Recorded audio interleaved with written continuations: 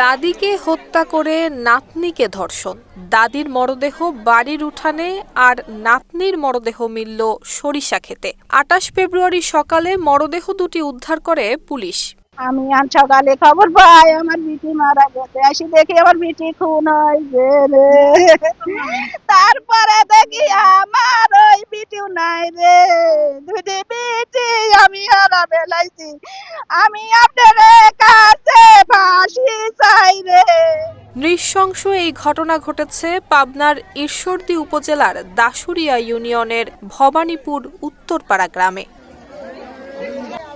জানা গেছে ২৭ ফেব্রুয়ারি মধ্যরাতে হঠাৎই কান্নাকাটির আওয়াজ শুনে রাস্তায় বের হন স্থানীয়রা। পরে কান্নার আওয়াজ থেমে গেলে তারা ঘরে ফিরে যান। পরদিন সকালে বাড়ির উঠানে মেলে দাদি সুফিয়া খাতুনের রক্তাক্ত মরদেহ। এরপর নাতনি জামিলাকে খোঁজাখুঁজির এক পর্যায়ে সরিষা খেতে তার বিবস্ত্র মরদেহ পাওয়া যায়। জানা গেছে ঘটনার সময় মেয়েটির বাবা ঢাকায় আর এক মেয়ের বাড়িতে বেড়াতে গিয়েছিলেন। আমরা সকালবেলা হঠাৎ করে উঠে শুনি যে জয়নালের মা মারা গেছে বা কেটে কুপায়ে রেখে গেছে। তো ঘুম থেকে এসে আমরা এখানে আসলাম, আসার পরে দেখি যে এখানে পড়ে আছে, জয়নাল ভাইয়ের মা এখানে পড়ে আছে। পরে এখানে এসে দেখি আমাদের ইরালি কাকার ছেলের নাম শিমুল হোসেন, ও দৌড়ে চলে গেল, এখানে ফলো করে রক্ত ফলো করে ওখানে দৌড়ে চলে গেল। যাওয়ার পরে ওখানে গিয়ে দেখে যে বিবস্ত্র অবস্থায়, হয়তো হতে পারে ধর্ষণ হতে পারে, আমরা আনুমানিক, আমরা তো আর জানি না, তো ধর্ষণ হতে পারে। তো ওখানে গিয়ে দেখি বিবস্ত্র অবস্থায়, গায়ে কোনো কাপড় নাই, গায়ে কোনো কাপড় নাই, কাপড় ছাড়া দেখি ওখানে ওই অবস্থায় ফেলায় রেখে, মৃত রেখে, কুপায়ে রেখে চলে গেছে।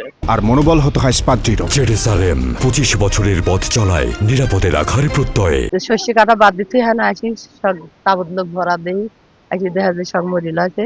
এখন মাঠের মধ্যে সব যায় দেখা যায় ওই জামে নাম মরিল আছে।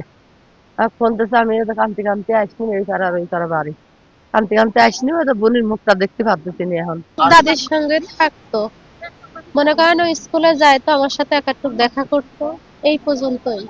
এখন মেয়ের যখন যেটা লাগতো এখান থেকেও নিত, আমার কাছে বলতো, আমিও দিতাম, এই পর্যন্ত। আমার মনে করেন যে ওই ২১শে ফেব্রুয়ারির যা ফুল দিয়ে আসি স্কুলে যাওয়াই আমার সাথে কথা শেষ। পরশুদিন কথা বলেছি, কাল আর কোনো কথাবার্তা আমার সঙ্গে হয়নি।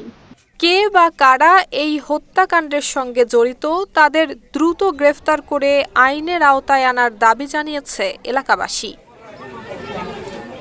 অন্যদিকে বিষয়টি তদন্ত করে আইনগত ব্যবস্থা গ্রহণ করা হবে বলে জানিয়েছেন ঈশ্বরদী সার্কেলের অতিরিক্ত পুলিশ সুপার প্রণব কুমার।